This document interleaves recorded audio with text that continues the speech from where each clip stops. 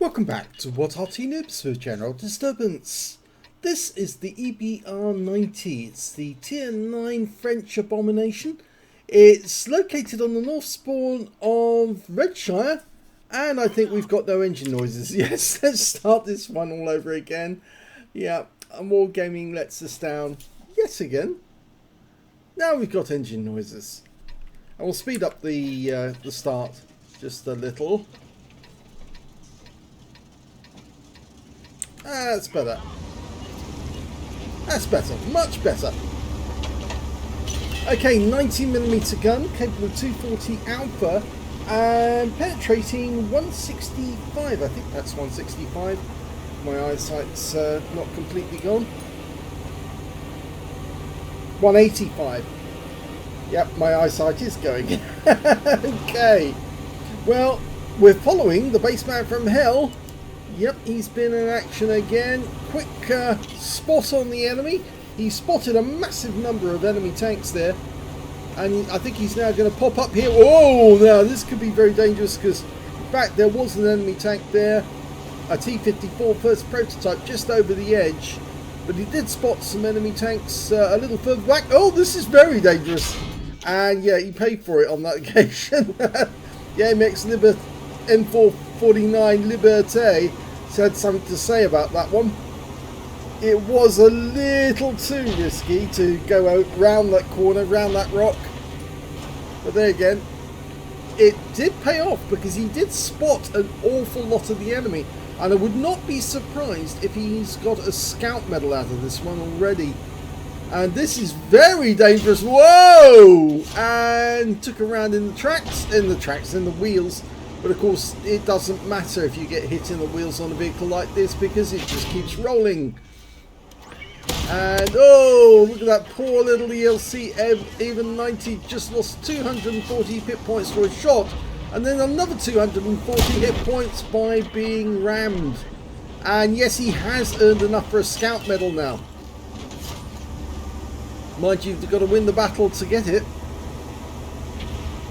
This is very, very risky behaviour, going up here, driving so close to where the enemy tanks normally line up.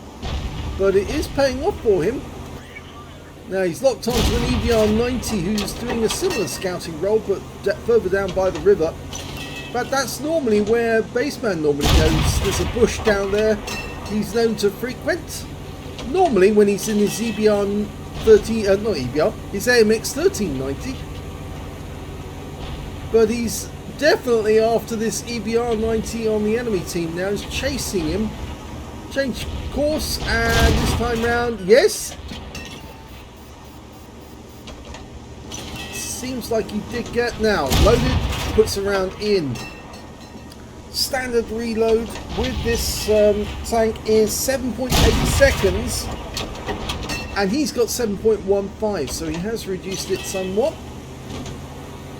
And that EBR, well, if he keeps on his course, he was going to go right into the jaws for a Progetto 46. And yeah, saw that. I worked that one out.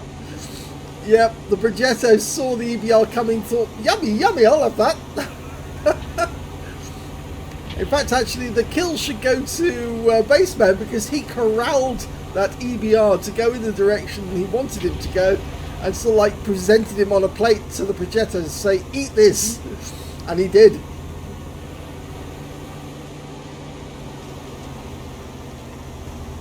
Oh, God, just saw 3 enemy tanks directly in front of him with only yards to spare. And he managed to change course and get the hell out of there. Okay, he's going to have a look over the other side now to see if he can harass the enemy tanks. It's tremendously distracting when you get a little light tank or a fast light tank come up behind you, and whilst you're trying to fight the enemy, and all of a sudden you've got somebody behind you shooting at you as well. Trying to keep the gun on that T-30 is very difficult when you're moving so quickly and the ground is so uneven. There's no artillery in this game, and of course artillery tends to have, or did in the past, have a big effect upon these EBRs because it will slow them down long enough that they could be taken out of the game. Whoa, didn't even penetrate the screen, but he's going to do a dipsy doodle around the T30 and finish him off. Yeah, poor guy. These vehicles are just so overpowered. No T30 would ever let that happen in real life. In fact, no EBR would penetrate the T30 in real life. Look at this. He's really teasing that IS-3, who really can't turn his gun away from the guys in front of him, but if he doesn't, he dies anyway. Yep. So he's got his third kill now. If he platoons with someone, he could end up with the brothers in arms. Now there's no Arty, as I said, so nobody down this end. In fact, there's only two enemies left, a Batchat 25T AP, the tier 9, and the GSO R1008, the premium tier 8 British tank destroyer. The only thing is that that tank destroyer is actually quite lethal to these things because it's got 4-shot autoloader. So if he's got shells in the mag at the time that Bassman turns up, Bassman could get a rather, well, not frosty reception, he might get a rather hot reception. There's the GSOR. He's done the wise thing actually, pull away, because with a 4-shot autoloader you know that they can miss at least one shot and still do a lot of damage to you. Oh, the GSOR fired in this direction and he fired another one in this direction. Not sure that second one was fired at Bassman, it might have been at the Super Pershing that's behind us. But he is moving this way and Bassman's decided, yeah, I probably need to get out of here. Oh, took a round in the wheels from the Batchat, who's suddenly expired. It's just the GSOR now. If he can get the spotting on this one as well, that'd be rather nice. He's locked on and puts one round into him. And the kill comes in from the AMX 50-100. It's a win! First replay is complete.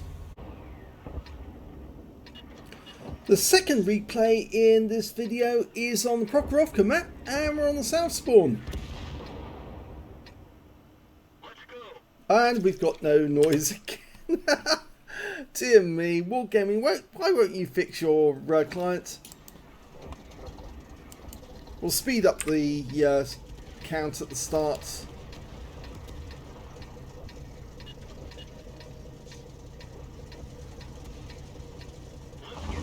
Okay, we're off.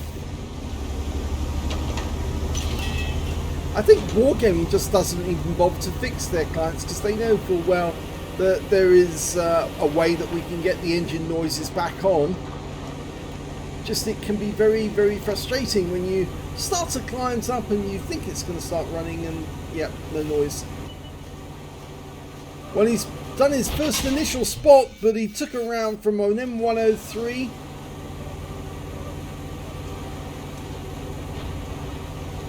.376 hit points. It's quite a lot actually.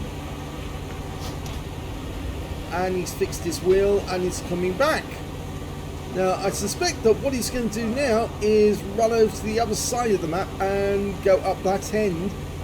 His little diversion through the village spotted all the enemy tanks that were actually headed up towards the hill, and there was quite a few of them, but he hasn't spotted the tanks on this side of the map, and this could be quite interesting because the moment he actually pops up and spots most of those enemy tanks, they're going to fire at him, but a lot of his teammates who are behind him are going to fire at them, and this could be where he picks up a massive amount of spot assist.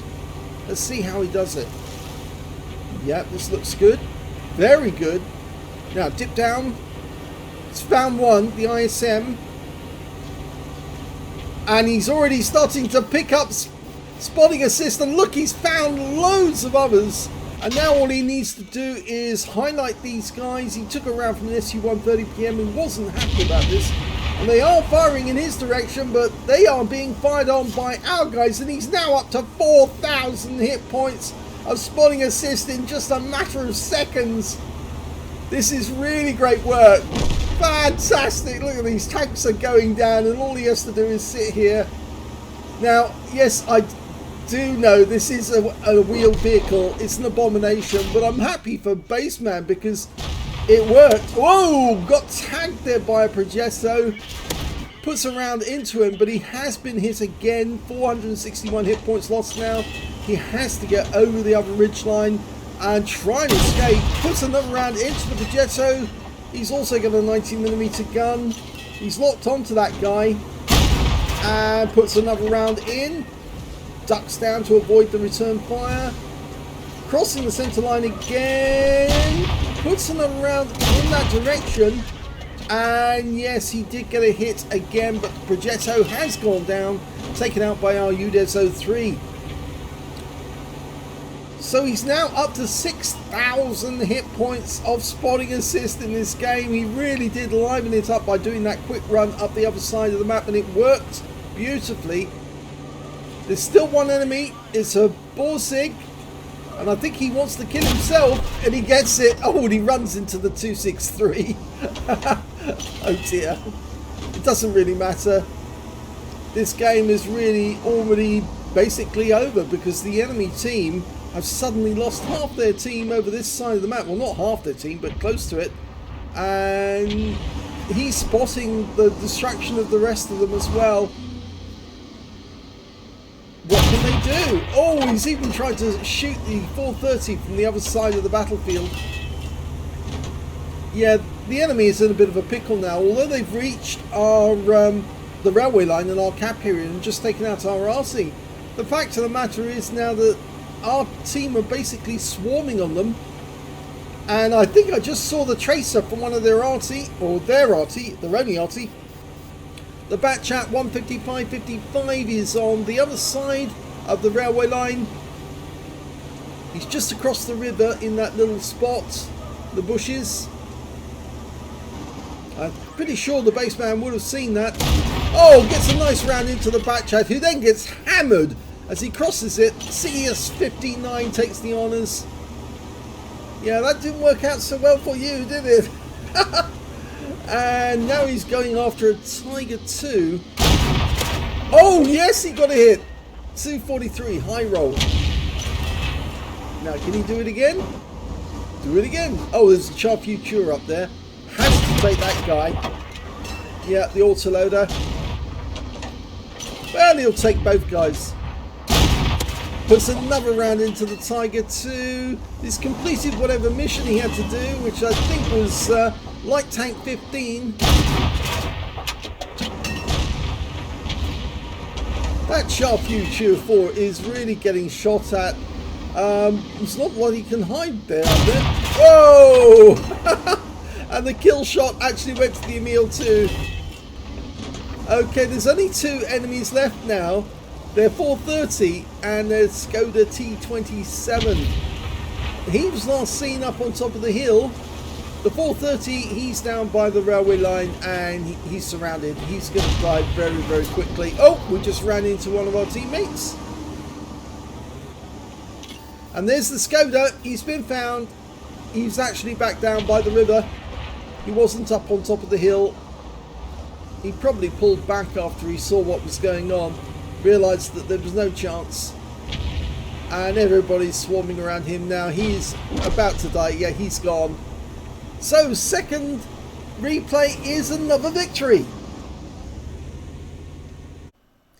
Here's the end of battle results. In the first battle, it was a first class tanker for BassmanFromHell on the Redshire map. He managed to get his spotter badge for spotting at least 1,000 hit points of damage. He got his second mark of excellence during that game. I think you might have spotted it on the barrel of his gun in the second game, as well as a fire for effect for doing more damage than the hit points of his own vehicle. And yes, he did get the scout medal because he spotted more of the enemy than anyone else. In fact, 9 enemy vehicles spotted and he survived the battle.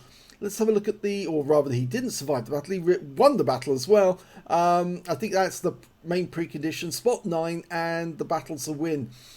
So let's look at the win 8, that was 3,965, which is super unicum standard. Let's have a look at team score.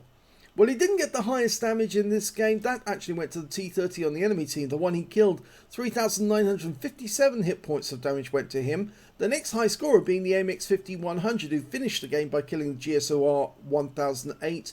he got 3,460. And of course, as we said, Bassman, 1,757 hit points, puts him sort of like mid-table.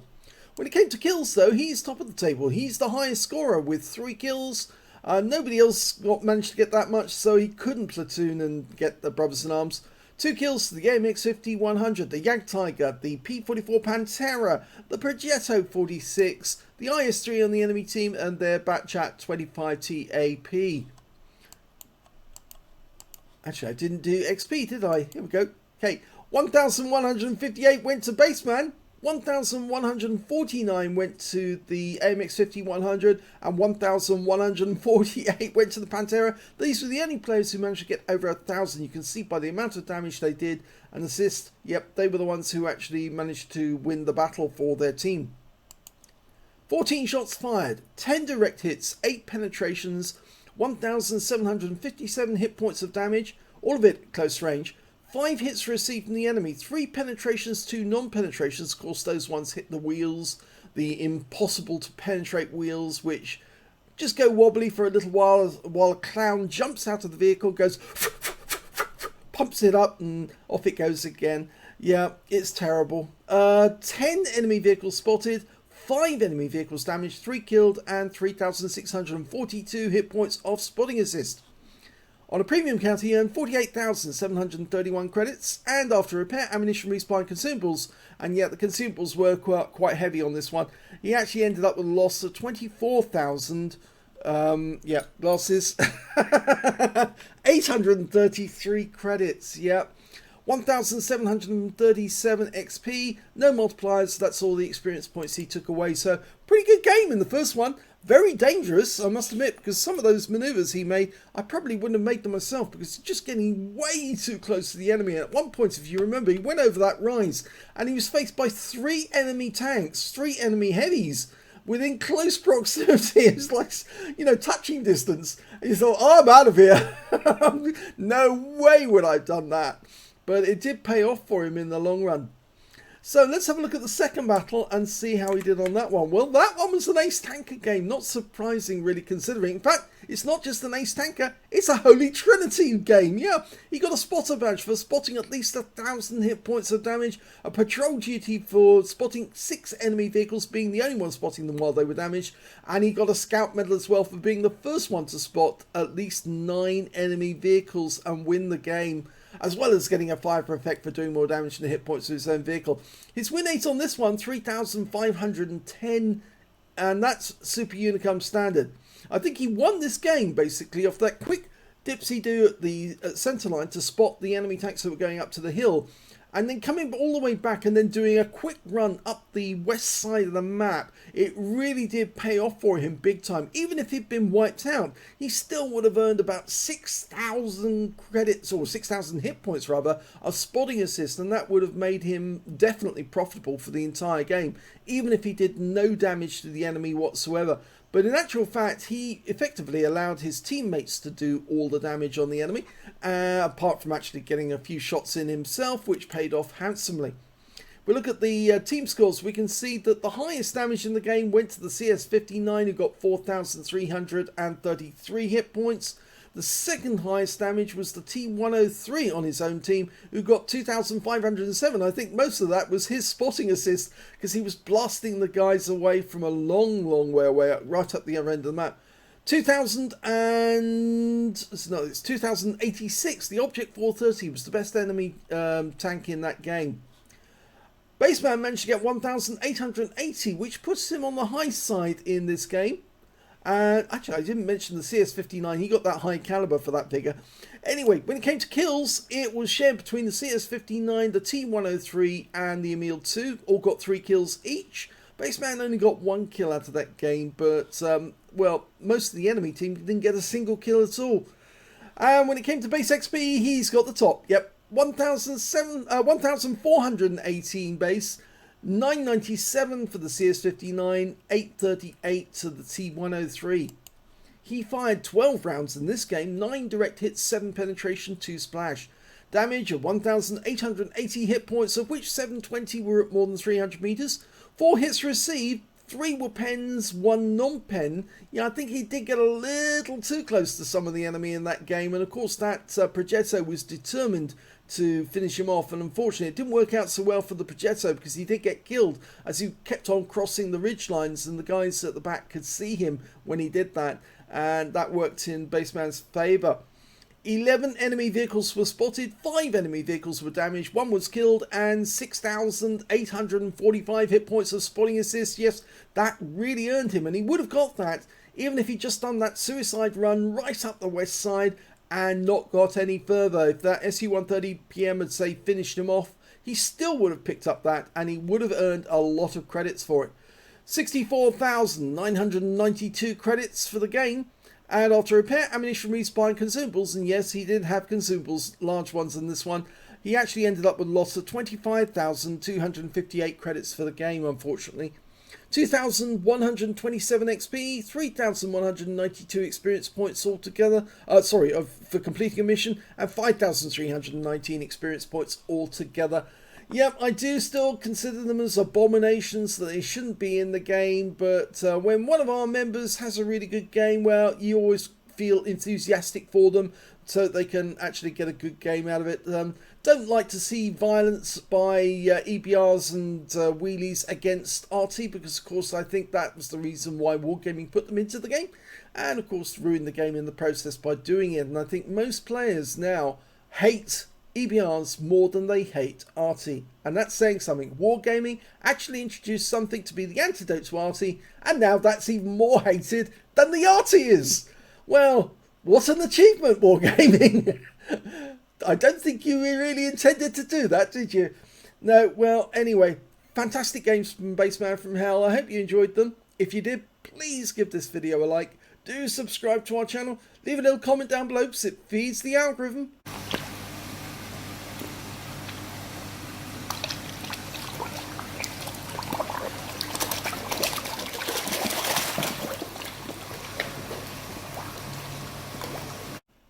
And thank you for watching.